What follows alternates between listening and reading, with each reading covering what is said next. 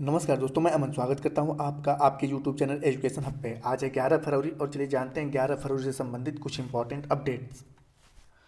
तो आज का पहला अपडेट है, भारत में पहली बार किस राज्य केंद्र शासित प्रदेश में लिथियम के भंडार मिले हैं? Option A Jammu Kashmir, option B Assam, option C Andaman Nicobar द्वीप समूह और ऑप्शन डी है बिहार। तो जानते हैं केंद्र शासित प्रदेश जम्मू और कश्मीर के रियासी जिले के सलाल हैमाना क्षेत्र में जियोलॉजिकल सर्वे ऑफ इंडिया ने बड़ी उपलब्धि हासिल करते हुए 5.9 मिलियन टन के लिथियम अनुमानित भंडार का पता लगाया है। हाल ही में 62वीं केंद्रीय भूवैज्ञानिक प्रोग्रामिंग बोर्ड की बैठक के दौरान 15 अन्य संसाधन वाली भूवैज्ञानिक रिपोर्ट और 35 भूवैज्ञानिक ज्ञापनों के साथ यह रिपोर्ट संबंधित राज्य सरकार को सौंप दी गई है। लिथियम का उपयोग ईवी बैटरी के निर्माण में मुख्य रूप से किया जाता है। जीएसआई यानी कि जियोलॉजिकल सर्वे ऑफ इंडिया की स्थापना वर्ष 1991 में किया गया था। यहाँ पे जीएसआई की बात की जाए तो जियोलॉजिकल सर्वे ऑफ इंडिया की स्थापना जो है वह वर्ष 1851 में किया गया था और जो इसका हेडक्वार्टर है यह है कोलकाता में। ठीक है, हेडक्वार्टर इसका कोलकाता में है। और जैसे कि मैंने बताया कि किस राज्य में पाया गया है, जम्मू कश्मीर में। ठीक है, पहला लिथियम का भंडार मिला है। अगला क्वेश्चन है, मलयालम सिनेमा की किस एक्ट्रेस की 120वीं जयंती पर गूगल ने डूडल के माध्यम से श्रद्धांजलि दी? Option A Sheela Ravichandran, option B है माहेश्वरी अम्मा, ऑप्शन सी है शोभना, ऑप्शन डी है पीके रोजी। तो जानते हैं गूगल ने अपने डूडल के माध्यम से मलयालम सिनेमा में पहली बार लीड एक्ट्रेस पीके रोजी को उनकी 120वीं जयंती पर याद किया। पीके रोजी ने मलयालम फिल्म वीगा था कुमारन से अपने अभिनय की शुरुआत किया था। मलयालम सिनेमा में पहली महिला लीड एक्ट्रेस पीके रोजी का जन्म वर्ष 1903 में तिरुवनंतपुरम के रजम्मा में हुआ था। पीके रोजी दलित ईसाई समुदाय से थी। तो यहाँ पूछा गया है कि मलयालम सिनेमा किस एक्ट्रेस के 120वीं जयंती पे गूगल ने डूडल के माध्यम से श्रद्धांजलि दी? तो यहाँ पर सही ऑप्शन आता है आपका पीके रोजी। इनका जन्म हुआ था, जैसे कि मैंने बताया, वर्ष 1908 में आपका तिरुवनंतपुरम में। और इनकी जो पहली महिला लीड एक्टर जो फिल्म थी उसका नाम था वीगा था कुमारन। ये इनकी पहली फिल्म थी। ठीक है, इनको इंग्लिश में द लास्ट चॉइस कहते हैं। इंग्लिश में द लास्ट चॉइस के नाम से यह रिलीज हुई थी। ठीक है, अगला है आपका कि इसरो ने SSLV D2 रॉकेट से कितने सैटेलाइट को लो अर्थ ऑर्बिट में स्थापित किया? Option A 5, option B 6, option C 3 और ऑप्शन डी 2। तो जानते हैं भारतीय अंतरिक्ष अनुसंधान संगठन यानी कि इसरो ने श्रीहरिकोटा स्थित सतीश धवन अंतरिक्ष केंद्र से स्मॉल सैटेलाइट लॉन्च व्हीकल के दूसरे संस्करण को सफलतापूर्वक लॉन्च किया है। इसरो ने इस लॉन्च व्हीकल से 3 सैटेलाइट को अंतरिक्ष में स्थापित किया, जिससे इसरो का सैटेलाइट EOS-07 चेन्नई के स्पेस स्टार्टअप स्पेस किड्स की सैटेलाइट आज़ादी सैट 2 और एक अमेरिकी सैटेलाइट जॉनस 1 शामिल है। यहाँ पे SSLV यानी कि small satellite launch vehicle D2 rocket launch on demand के आधार पर लो अर्थ ऑर्बिट में 500 किलोग्राम तक सैटेलाइट को स्थापित कर सकता है। तो यहाँ पूछा गया है कि इसरो ने SSLV यानी कि smart satellite launch vehicle D2 rocket से कितने सैटेलाइट को लो ऑर्बिट में स्थापित किया? तो आपका सही ऑप्शन होता है C 3।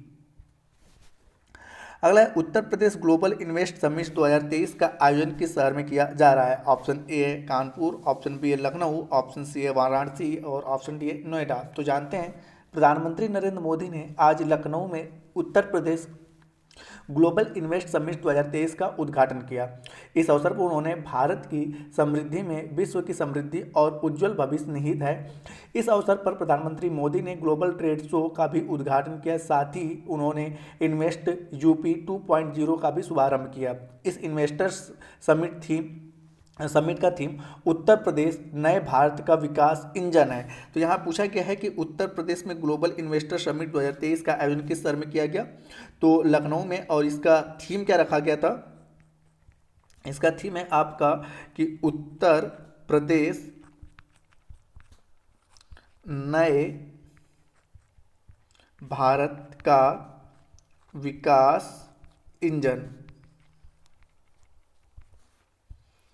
अगला बिट से भारत में जारी ग्लोबल क्वालिटी इंफ्रास्ट्रक्चर इंडेक्स 2021 में भारत की रैंकिंग क्या है? Option A 5, option B 8, option C 10 और ऑप्शन डी 20। तो जानते हैं हाल ही में जारी ग्लोबल क्वालिटी इंफ्रास्ट्रक्चर इंडेक्स 2021 में भारत की समग्र क्यूआई प्रणाली रैंकिंग टॉप 10 में 10वें स्थान पर बनी हुई है। भारतीय गुणवत्ता परिषद के तहत आने वाली भारत की राष्ट्रीय प्रत्यानयन प्रणाली को ग्लोबल क्वालिटी इंडेक्स 2021 में 5वां स्थान मिला। ग्लोबल क्वालिटी इंडेक्स के तहत गुणवत्ता पूर्ण बुनियादी ढांचे के आधार पर दुनिया के 184 देशों की सूची तैयार की गई थी, जिसमें ग्लोबल क्वालिटी इंडेक्स देशों में क्यूआई की तुलना के आधार पर उसकी प्रगति का मूल्यांकन किया। तो यहाँ पे पूछा गया है कि भारत का ग्लोबल क्वालिटी इंफ्रास्ट्रक्चर इंडेक्स 2021 में कौन सा रैंक है? तो आपका सही ऑप्शन होता है सी, 10वां।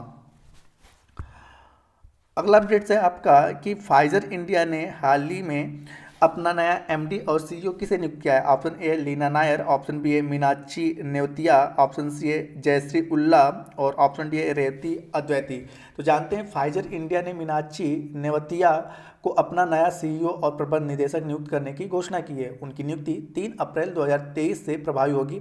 नेवतिया अगले 5 वर्षों तक इस भूमिका में काम करेंगी। वह इससे पहले स्ट्राइकर इंडिया के उपाध्यक्ष और प्रबंध निदेशक के रूप में कार्य कर रही थी। पिछले साल अगस्त में उन्होंने Asia Pacific medical technology association की भारत कार्यकारी समिति के अध्यक्ष के रूप में नियुक्त किया गया था। तो यहाँ पूछा गया कि फाइजर इंडिया ने अपना एमडी और सीईओ किसे नियुक्त किया है? तो आपका सही ऑप्शन है मीनाक्षी नेवतिया। आज का अंतिम अपडेट है कि किस देश ने ऊर्जा संकट पर देश में आपदा स्थिति की घोषणा की है? ऑप्शन ए दक्षिण अफ्रीका, ऑप्शन बी है केन्या, ऑप्शन सी है तुर्की और ऑप्शन डी है ईरान। तो जानते हैं दक्षिण अफ्रीका के राष्ट्रपति सिरिल रामाफोसा ने अपने देश की गंभीर बिजली की कमी पर राष्ट्रीय आपदा की स्थिति की घोषणा कर दिया है।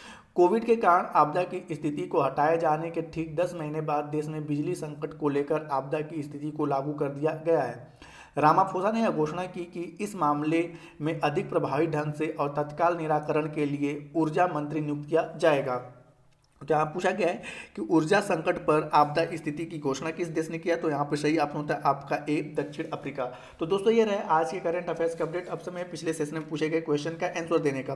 तो पिछले सेशन में आपसे पूछा गया था कि आरबीआई ने कितने शहरों पर क्यूआर कोड आधारित वेंडिंग मशीन का पायलट प्रोजेक्ट लॉन्च करेगी? तो जिसका सही उत्तर था 12। तो जिन्होंने भी सही उत्तर दिया उनके लिए बधाई। अब समय है आज के क्वेश्चन का। तो आज का क्वेश्चन है कि जियोलॉजिकल सर्वे ऑफ इंडिया यानी कि जीएसआई की स्थापना कब हुई थी?